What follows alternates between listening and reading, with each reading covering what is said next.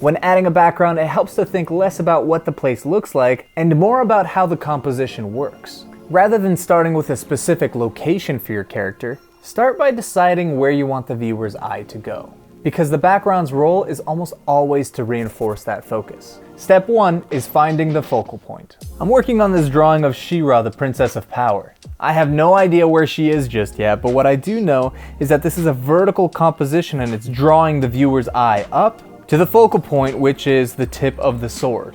So I need to come up with a background that reinforces this composition. Step 2 is thumbnails. Thumbnails are small versions of your artwork that allow you to explore different things like colors and values and shapes, and in this case, composition. I'm going to sketch out 4 thumbnails of this image. Now you may have been worried when I mentioned redrawing the image 4 times, but the crappier the redrawn images are, the better this is going to be for you. I've also added in the value of the characters so that we can take that into account when we're designing our background. You can see that the character that's on the ground is in the shadow and She-Ra is in the light. Values are what separate the subject from the background. We will naturally want to look at higher contrast parts of the image. So what does that mean? If you remember what I had said about composition reinforcing the focal point, well, we can use the power of high contrast values to support this idea. Step 3, big shapes. This is the part where we start filling in our thumbnails with ideas of what we want the background to look like. All the while we're keeping in mind that we're trying to draw the viewer's eyes into the focal point. Let's start off with something super simple.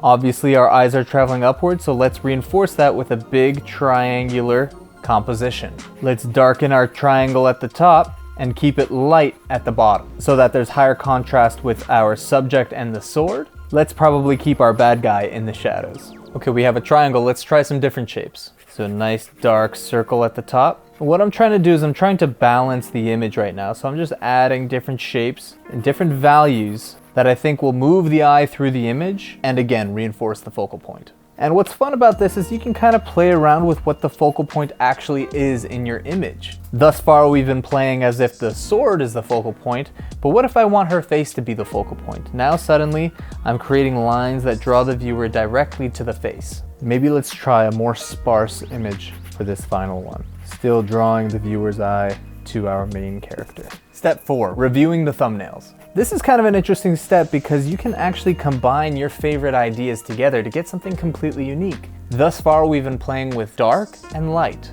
What if we introduce a third value, a mid-tone? Suddenly our options open up.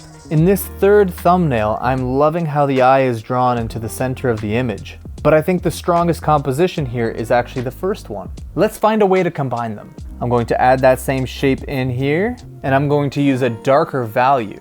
Now I think we need something light in the foreground. I'm not sure what quite yet, but just to offset all these dark values. And this is the time to really play with composition. You know, the messier you are, the less pressure you put on yourself and the more fun you're gonna have, and ultimately that's what creates a great image. Step 5, story time. Now's the time to figure out what all of these elements actually are. So clearly this is a fight scene, but what if it's a battle scene? I'm thinking perhaps this dark area is actually other people in the midst of battle. After a quick Google search, it looks like there's a place called Snake Mountain in this universe.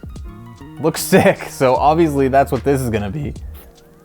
And this in the foreground is perhaps a skull, alluding to Skeletor, the main villain in the series. Now we're on to our final step, applying the composition to the drawing. Let's do it!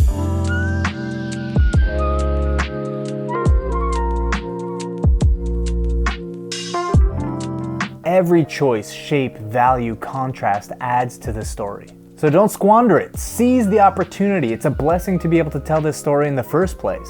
So just to sum up, when you're adding backgrounds, focus on the composition, use thumbnails, start with big shapes, use your values and contrast, and above all, show us the story.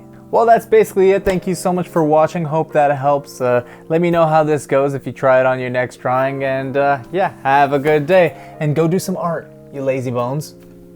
I'm watching you.